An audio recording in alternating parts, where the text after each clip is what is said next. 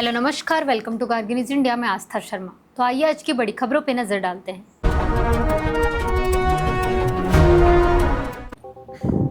मणिपुर में 3 साल से जारी हिंसा के बीच डिप्टी सीएम लोसी दिखो ने कहा कि लोग अब अशांति और बंद से थक चुके हैं। इससे कोई सकारात्मक समाधान नहीं निकलेगा।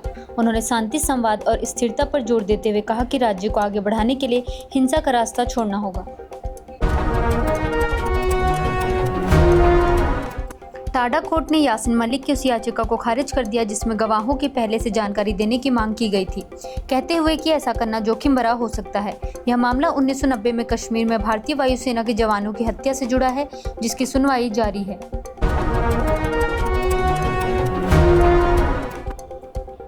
यूएनजीए अध्यक्ष एनालेना बेयरबॉक ने विदेश मंत्री एस जयशंकर से मुलाकात की और बातचीत के दौरान डोनाल्ड ट्रंप के बोर्ड ऑफ पीस पर तंज कसा। बैठक में वैश्विक मुद्दों पर चर्चा के साथ शांति और कूटनीति को मजबूत करने की जरूरत पर जोर दिया गया।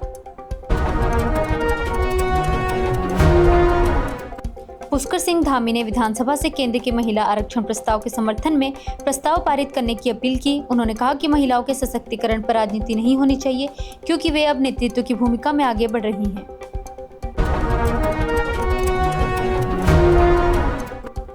राजनाथ सिंह ने एससीओ बैठक में कहा कि आतंकवाद के मुद्दे पर दोहरे मानदंडों की कोई जगह नहीं होनी चाहिए। उन्होंने चीन के रक्षा मंत्री डोंग जुन और रूस के एंड्रेई बोलोसोव से भी द्विपक्षीय बातचीत की।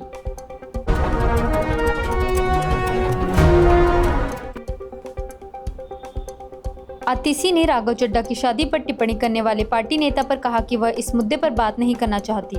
इस बीच राज्यसभा में बीजेपी की ताकत 113 हो गई, जबकि आम आदमी पार्टी के सांसद घटकर 3 रह गए।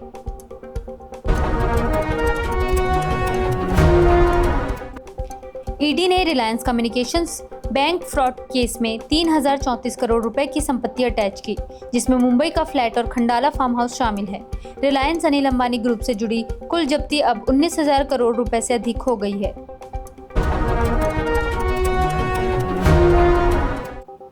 महराज मलिक ने जेल से रिहा होने के बाद कहा कि आम आदमी के राजनीति में आने से कुछ लोगों को परेशानी होती है। 8 महीने से अधिक समय तक पीएसए के तहत हिरासत में रहने के बाद उनकी रिहाई Jammu and Kashmir high court के आदेश पर हुई।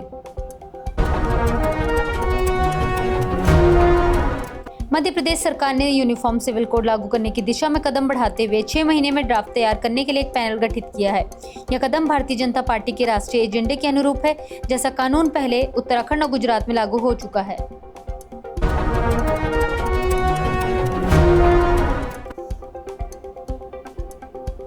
एजी पेरारी वेलन ने रिहाई के बाद चेन्नई में वकील के रूप में पंजीकरण कराया और अब मद्रास हाईकोर्ट में प्रैक्टिस करेंगे। 31 साल तक आरोपी और दोषी के रूप में जेल में रहने के बाद अब वह उसी न्याय प्रणाली में वकालत करेंगे।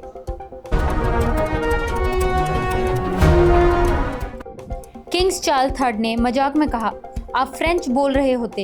यह डोनाल्ड ट्रंप के जर्मन बोलने वाले बयान पर तंज था। तनाव के बावजूद यह कार्यक्रम ह्यूमर और कूटनीति के संतुलन के साथ अमेरिका यूके रिश्तों की मजबूती का संदेश देता दिखा।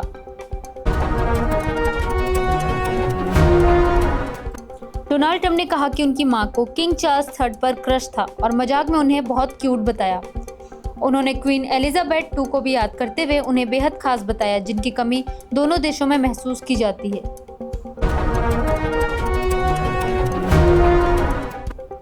ईरान में अमेरिका से बातचीत को लेकर मतभेद गहराते दिख रहे हैं, जहां मोहम्मद बागेर गालिबाफ जैसे नेता वार्ता के पक्ष में हैं, जबकि कट्टरपंथी गुट इसका विरोध कर रहे हैं। रिपोर्ट के मुताबिक सैयद जलीली और गालिबाफ के बीच टकराव अब व्यक्तिगत प्रतिद्वंदिता का रूप ले चुका है, जिससे बातचीत की राह और मुश्किल हो गई है।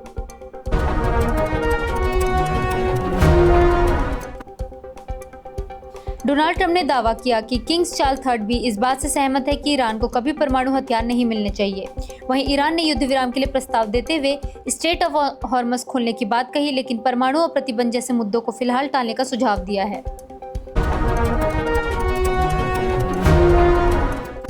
ममता बनर्जी ने दूसरे चरण के मतदान के बीच टीएमसी नेताओं और कार्यकर्ताओं को निशाना बनाने का आरोप लगाया। उन्होंने कहा कि केंद्रीय बल देर रात कोलकाता में एक पार्षद के घर पहुंचे और उन्हें धमकाया गया।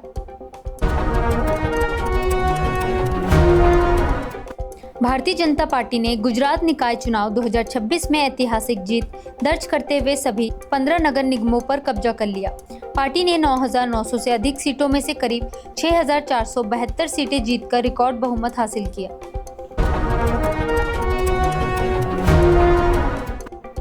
तृणमूल कांग्रेस के एक सांसद ने चुनौती देते हुए कहा कि अगर ममता बनर्जी जीतती हैं तो नरेंद्र मोदी में है दम तो दिखाएं। पश्चिम बंगाल में दूसरे चरण में आज 142 सीटों पर मतदान हो रहा है, जहां सियासी बयानबाजी तेज हो गई है।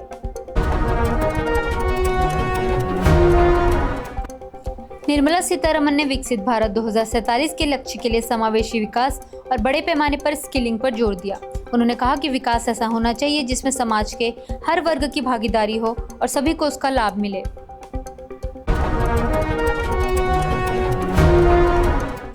राजनाथ सिंह ने किर्गिस्तान में कहा कि आतंकवाद का कोई धर्म या राष्ट्रीयता नहीं होती। उन्होंने आतंकवाद, अलगाववाद और उग्रवाद से निपटने के लिए एकजुट मोर्चा बनाने और सुरक्षित ठिकानों को खत्म करने की अपील की।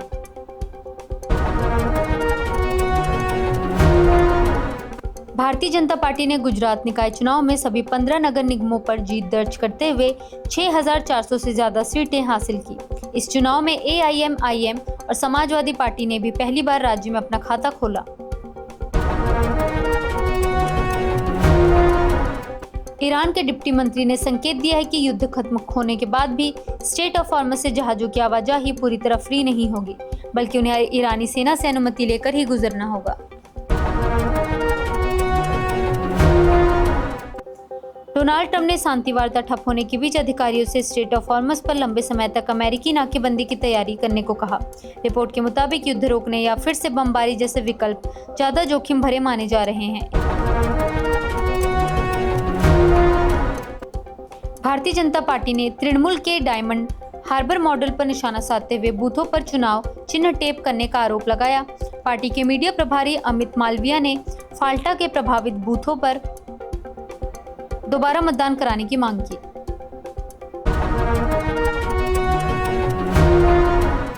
ये थी आज की बड़ी खबरें। बने रहिए गार्गी न्यूज इंडिया के साथ। मैं आस्था शर्मा, धन्यवाद।